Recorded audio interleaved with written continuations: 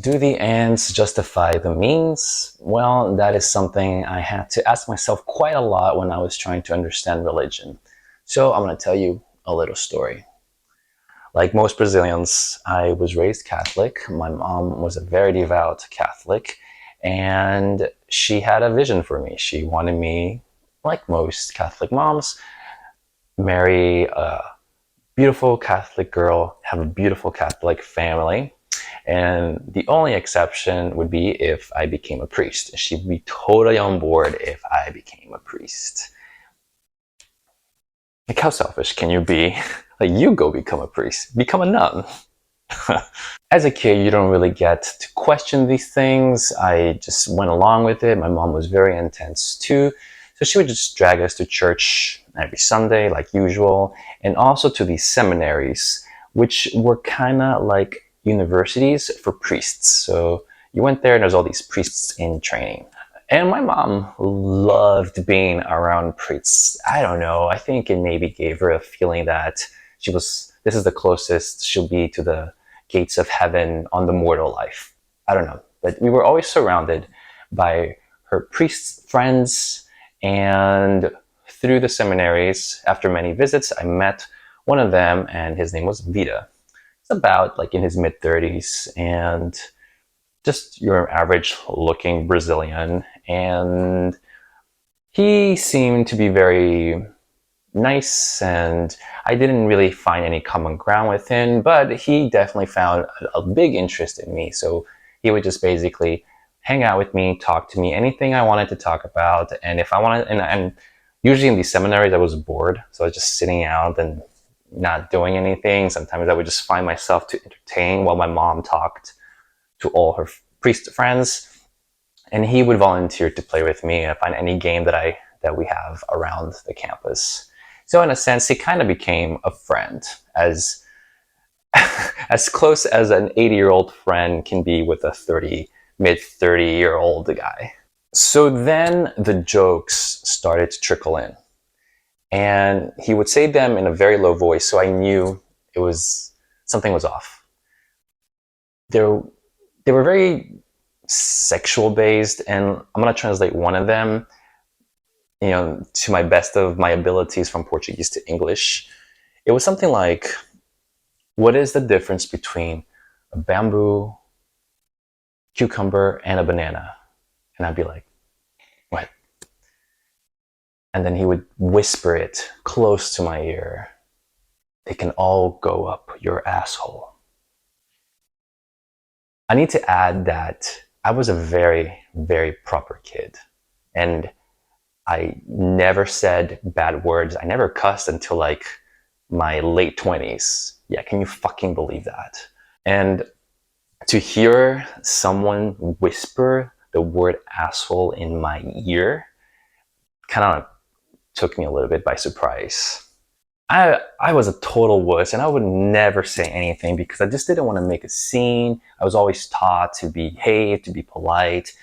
Plus, having a mother that was just so hysterical about the most innocuous things was not going to help. So I just laughed nervously until he started grabbing my hand and putting first over his crotch, and then it evolved of him putting my hand underneath his pants, always when he was erect.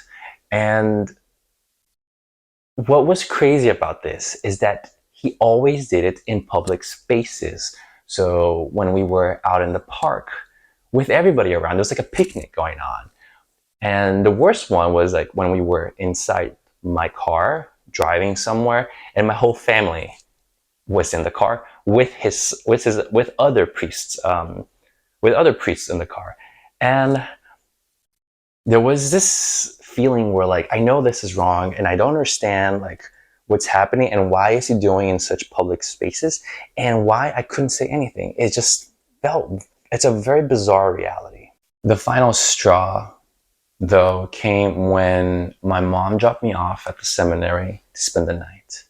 There was this ice cream festival the next day, and she was going to be late, and she didn't want me to be late, and she wanted me to enjoy the whole day. So she asked somebody at the seminary who would be willing to have me stay in their bedroom. And guess who volunteers? This was the first time that I was going to be alone with him in the same room privately. So, and I still didn't have the courage to say anything. I just did not want to create a scene. As the night unfolded and all the priests retired to their rooms, all I kept thinking is, let me entertain this guy as much as I could. I didn't want to have any time that was silent or any space that allowed him to basically be intimate. If he was able to do all these things when everybody was around, I wasn't sure what he was capable of doing if nobody was looking. So I suggested games,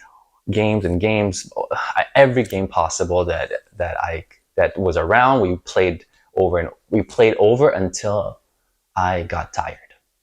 And that was around 11 p.m.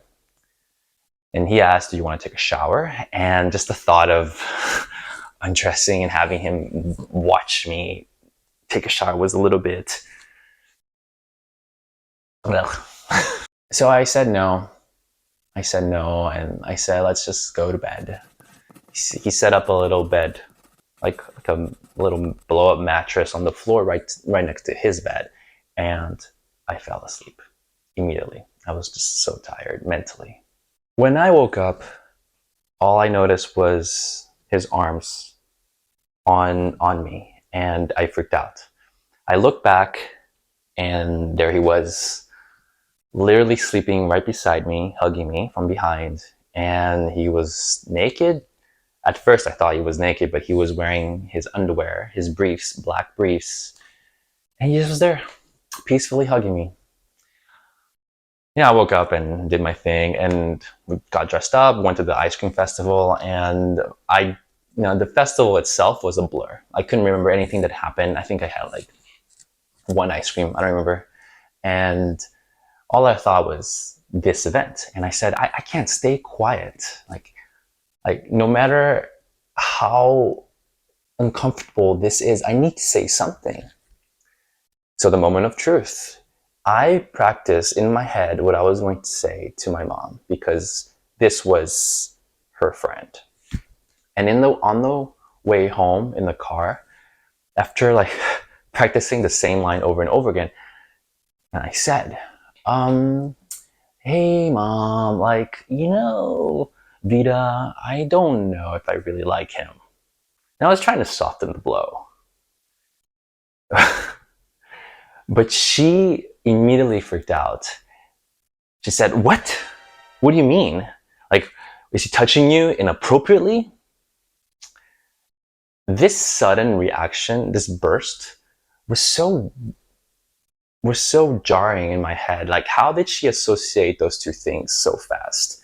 And how did she think that was the leap to take from what I was saying? And it was already shameful to admit what was happening, but now it felt humiliating. And my first instinct was to say, no, like, what are you talking about? I just don't like the way he jokes, that's it. And I immediately shut down and closed the door. So here are the lessons. The first one, and I mean this in a very, very honest way. Deep down, I didn't feel betrayed by my supposed friend. I felt uncomfortable, of course. I felt more betrayed by my mother, who wasn't able to help me when I was trying to reach out for help. And her reaction made me think, this is someone who I cannot count on and I cannot trust with these matters. And from that day on, I never trusted her again.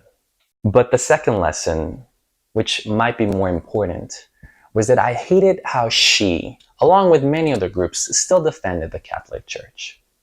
Even as more reports of sexual abuse keeps popping up in the news, they still find a way to think, well, at the end of the day, the ends justify the means.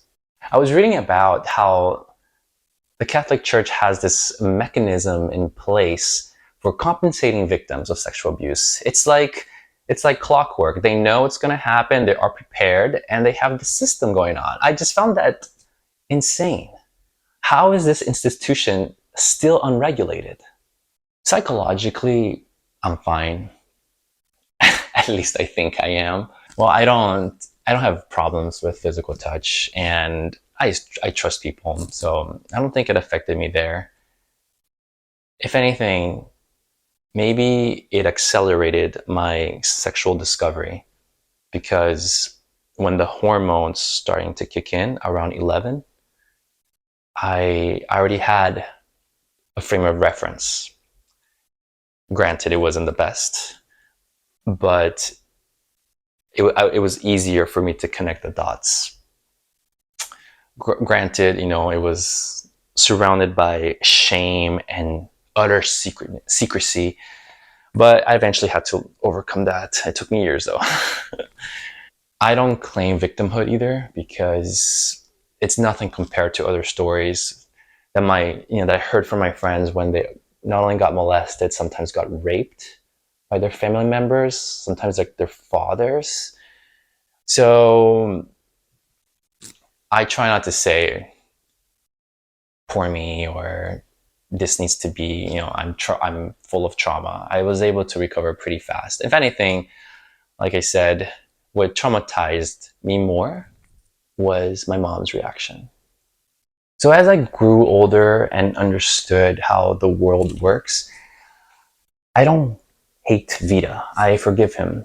And if anything, I feel sad that a man in his 30s could not find love other than being by a child who knew nothing about love or sex.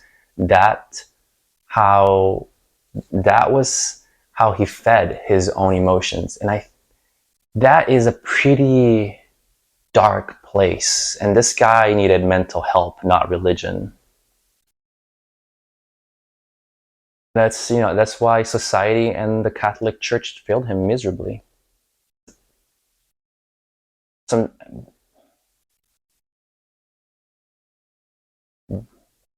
There is always a discussion whether religion is doing good or harm, or more good than harm in society. It's a complicated thing, of course, I understand. But the counter argument that I always hear is this: just because a tree produces some bad apples, would you chop off the entire tree? And that's why I ask all the time, do the ends justify the means?